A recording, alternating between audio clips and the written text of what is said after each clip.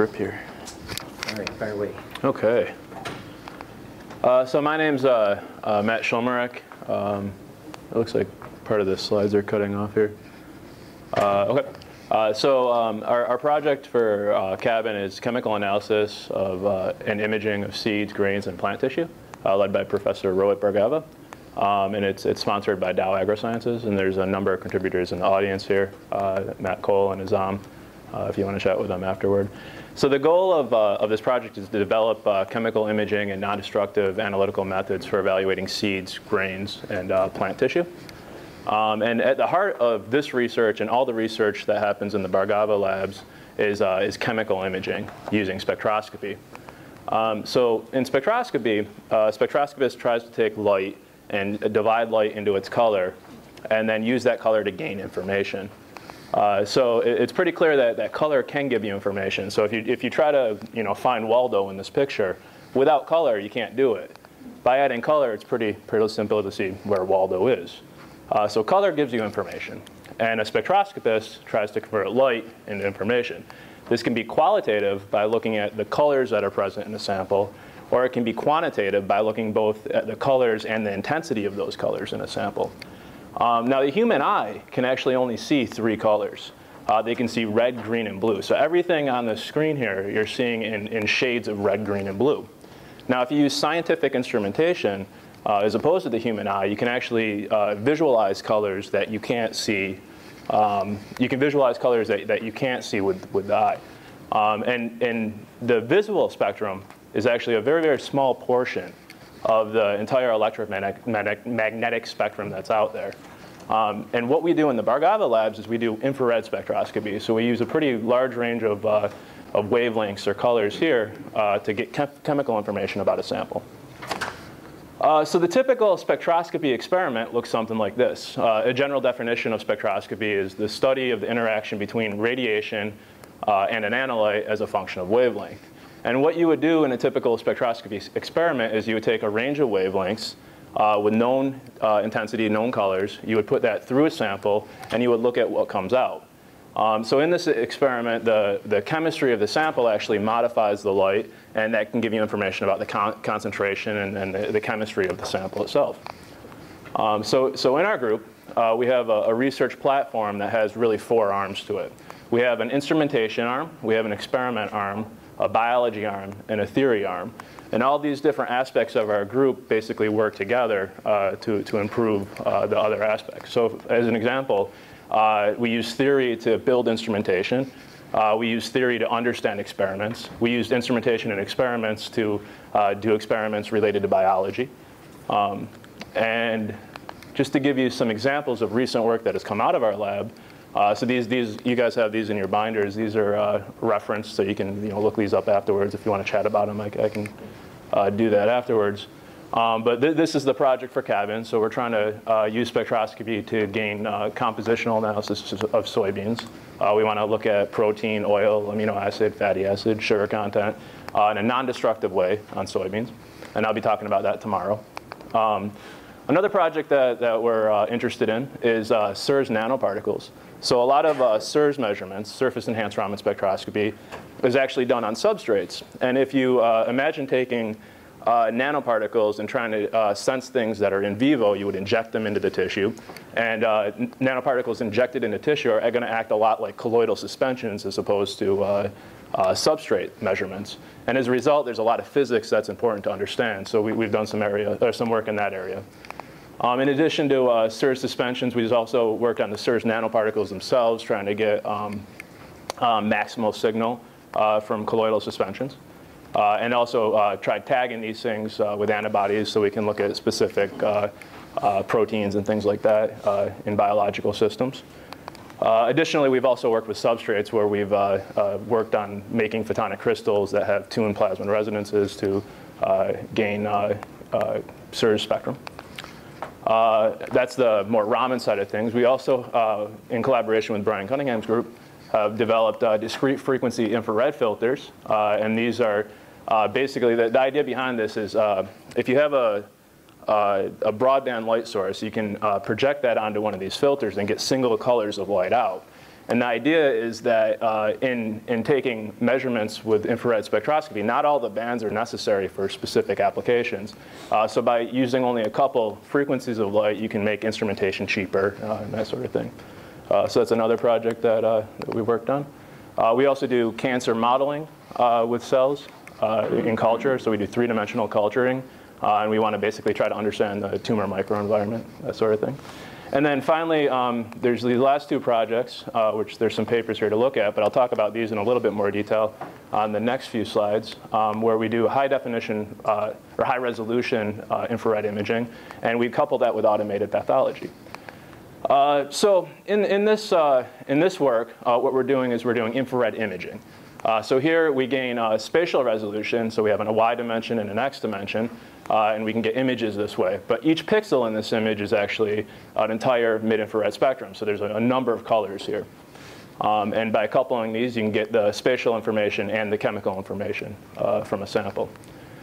So in our work in automated histopathology, the first thing we do is we take a infrared image of a biopsy core. So there's a lot of colors, and you get the spatial information about biopsy section. We then reduce that entire spectrum into potential metrics. So we basically reduce it so we use only the useful information. We put this into a modified Bayesian classification algorithm that we use to take the infrared information and turn it into information about histology. So what tissues are present within the specimen. And then we can use that to basically create class images that show epithelial tissue, stromal tissue, and so on. So what's present in the biopsy. So why would you want to do this? Well, automated histopathology, if you talk to a pathologist, what they'll do is they'll take a biopsy from a patient, and they'll section it up, and they'll stain it with a whole palette of stains. And then these stains are used to diagnose disease. Now, instead of actually staining the tissue, we can take an infrared image of the unstained tissue and then identify the different tissue types that are present and get the same information that you can get from these tissue stains. So this works pretty well. We have a pretty high success rate at actually identifying the different tissue types that are present. But the problem is if you give this to a pathologist, they don't really know what this means, what these colors means. They're used to looking at stains. So we took this one step further. And we turned it into something like what a pathologist would used to be looking at, or is used to looking at. So this is a chemical stain, an H&E stain of tissue biopsy. And then we took our infrared image and artificially stained it. We digitally stained it. And you can see the two look very similar. Now, this digital staining, the big problem with this, and I think it's fairly obvious from the screen here, is it's fairly low resolution. And infrared imaging is low in resolution in general. So we went to theory next to basically try to figure out how we can improve the spatial resolution to make this look something more like what a pathologist is used to looking at. So in theory, we modeled a microscope, an infrared microscope, from the source to the detector. And we figured out what we can change about the instrumentation in order to improve the spatial resolution. Turns out a lot of the infrared instrumentation that's out there, that's commercially available, is actually optimized for throughput. It's optimized for signal to noise. So by changing some of these lenses, you decrease your signal to noise, but you actually improve spatial resolution. And as a result, in our measurements, we have plenty of signal to noise, so that's not a problem. We're able to improve the spatial resolution, which is what we want to do by looking at the theory. So what does that look like? So this is an H&E stain here of a biopsy. This is the old image. And then if you take this and compare it to the new instrument, the modified instrument, you can see much more detail here. Now this is actually functional detail as well. So if you take these same biopsies, and now we look at the class images, so we're looking green is epithelial tissue here, pink is stromal tissue, and if I just got a blow-up section here of the same slide, you can see the masses of epithelial here could be misdiagnosed as cancer. Whereas if you go into a much higher resolution image, like we do with our new instrument, you can see that these are terminal ductal lobular units, and they're completely normal in breast biopsies. So here we would have a misdiagnosis, whereas here we've improved things so that we can actually see what's really there. Then we just take this one step further and now relate it to what a pathologist is used to seeing. So again, you have your H&E stain. This is the lower or typical resolution IR image. And with HD, you get something like that. So it's a much better, much higher spatial resolution. And it's more like what a pathologist would be used to looking at. And now the next step is really to see if we can take this and basically hit a button on a computer and then flip it to the next stain. So we've also done that. And we've done several stains. I think we've got about 12 different stains at this point. So that's just kind of an example of how we've coupled experimentation with instrumentation, with theory, and with biology. And you know, everything kind of was integrated together in that project. So I thought it was a good example to kind of show the audience here. And with that, any questions? I'd be happy to entertain. It seems like this would be faster than the traditional staining. Could that be one advantage where you just go through more samples? Yeah, the idea is it would be more quantitative. Traditionally, staining and observation by pathologists is done by human recognition. So there's no algorithms involved. There's no computers involved, really.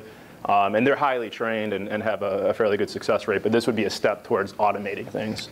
So throughput in that sense would be faster. The imaging itself is fairly slow now, but technology is getting better. So eventually, it might be faster. One thing, this would be steer the pathology to know where to look. Yes, exactly. Yeah. So you can say, you know, highlight something in red and say, this is not an easy case. Maybe take a look at this. Yeah. Sir? What do you see the advantage or disadvantage between Raman and IR?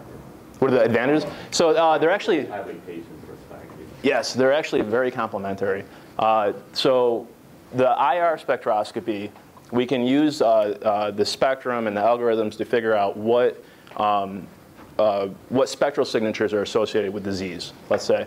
But IR spectroscopy can't go in vivo. You can't take measurements through large volumes of tissue. But with Raman, you can. So if you can get some insight from the infrared spectrum, which is much faster in terms of imaging than Raman is, then maybe you can translate that into in vivo applications. And efforts towards that are underway in our labs right now. How specific can you get in terms of chemistry using Raman spectroscopy? How specific can you get? Yeah. There's specific vibrational modes for amino acids, fatty acids, sugars. These are all independent vibrational modes. So the chemical specificity of Raman is far superior to a lot of the other spectral methods. It's superior to something like near-infrared spectroscopy, where you're looking at molecular overtones. Does that answer the question? Yeah. Well, thanks very much, Matt. Sure. JJ, I think you're next.